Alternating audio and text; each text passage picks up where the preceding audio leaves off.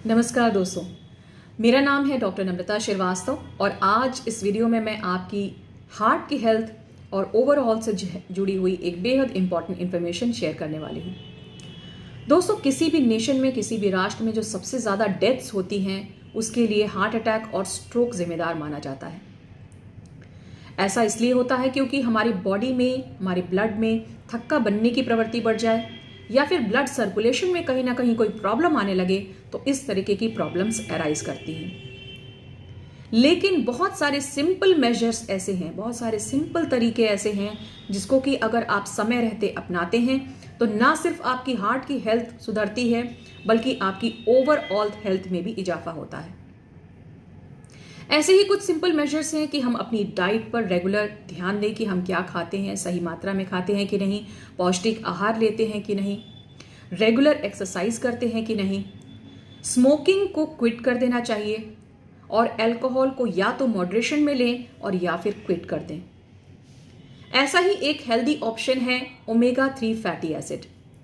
मुझे उम्मीद है आप में से बहुत लोगों ने ओमेगा 3 फैटी एसिड्स का नाम सुना होगा, लेकिन आखिर ये चीज है क्या, ये हमारे बॉडी के लिए कैसे बेनिफिट करती है, किन किन सोर्सेस से आपको मिलती है और कितनी मात्रा में और किसे नहीं लेना चाहिए, आज इस वीडियो में मैं इसी बारे में आपको जानकारी दूंगी। दोस्तों, ओमेगा 3 फैटी एसिड एक्चुअली एक न्यूट्रिएंट होता है, हमें हमारे भोजन से प्राप्त होता है। एनिमल सोर्सेस की अगर बात करें तो ये हमें फिश से मिलता है यानी मछली से मिलता है, और प्लांट की बात करें यानी कि वनस्पति जगत की तो हमें सीड्स और नट्स से मिलता है। दो क्रूशियल जो ओमेगा 3 फैटी एसिड होते हैं, EPA और DHA, ये एनिमल सोर्स यानी हमें फिश से मिलता है। ये काफ़ी सिग्निफिकेंट होता है हमारी बॉडी के लिए। लेकिन आप प्लांट सोर्स से जैसे सीड्स और नट्स से भी मिल सकता है, इसका फॉर्म होता है ALA। ये सभी फॉर्म्स हमारी बॉडी के लिए बहुत फायदेमंद होते हैं। बात करें अगर ओमेगा 3 फैटी एसिड्स के बेनिफिट्स की यानी फायदों की तो इसकी लिस्ट बहुत लंबी है। ये हमारी ओवरऑल हेल्थ के लिए, स्पेशली हार्ट की हेल्थ के लिए बहुत मदद करता है। अगर किसी का ट्राइग्लिसराइड बढ़ा हुआ रहता है और वो रेगुलर अपनी डाइट में ओमेगा 3 फैटी एसिड्स के ऊपर ध्यान देता है तो 15 से 30% तक ये ट्राइग्लिसराइड्स घट सकता है। इसके अलावा हमारे ब्लड प्रेशर को भी कंट्रोल करता है।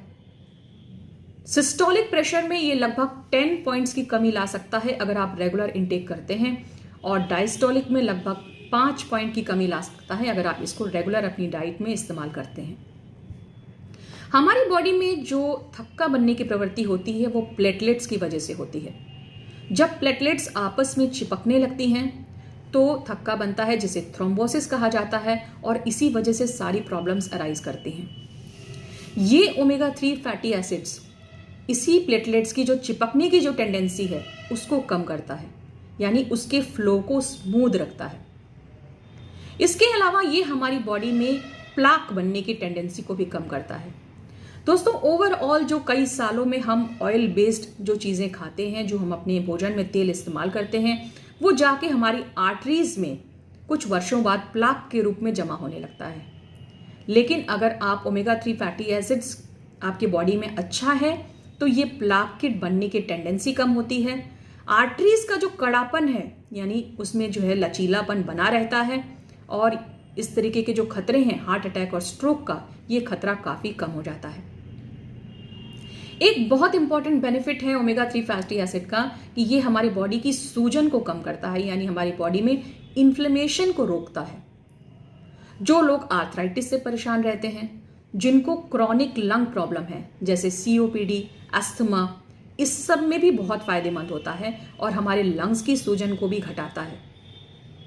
ऐसा रिसर्च में पाया गया जिसको कि जिन्हें सूजन की प्रॉब्लम थी, जैसे आर्थराइटिस है या फिर अस्थमा की कंडीशन है, अगर वो भोजन में अपने इन सारी चीज़ों को लेते हैं जिसमें ओमेगा 3 फैटी एसिड होता है तो उनको काफ़ी रिलीफ मिला। दोस्तों, अब जान लेते हैं कि आपको किन सोर्सेस से ये प्राप्त हो सकता है।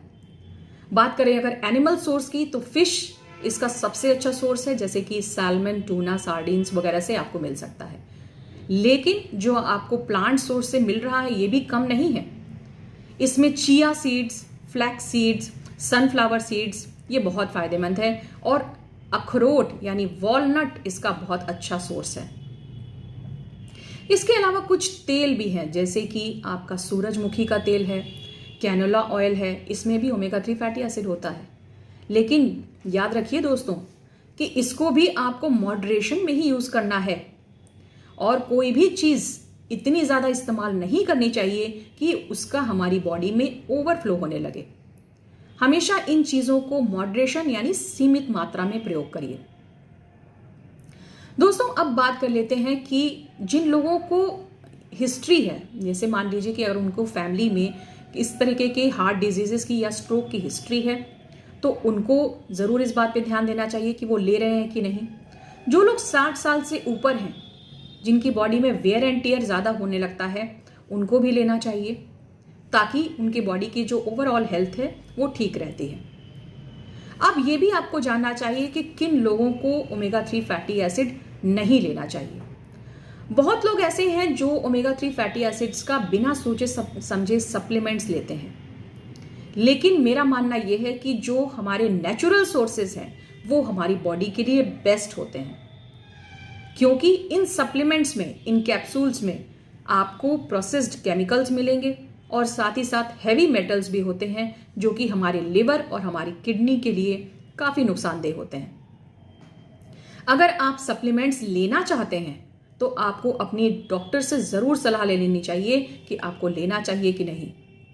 ऐसा ही उदाहरण मैं आपको बता रही हूं कि अगर आप हार्ट पेशेंट हैं, आपका ट्राइग्लिसराइड बढ़ा हुआ है और आप बिना सोचे समझे ओमेगा 3 फैटी एसिड के सप्लीमेंट ले रहे हैं बिना डॉक्टरी सलाह के, तो ये आपके अंदर एक हार्ट प्रॉब्लम जिसका नाम है एट्रियल फिब्रिलेशन, जिसमें हार्ट की जो रिदम होती है, गति होती है, उसमें थोड़ा सा दिक्कत ला सकता है।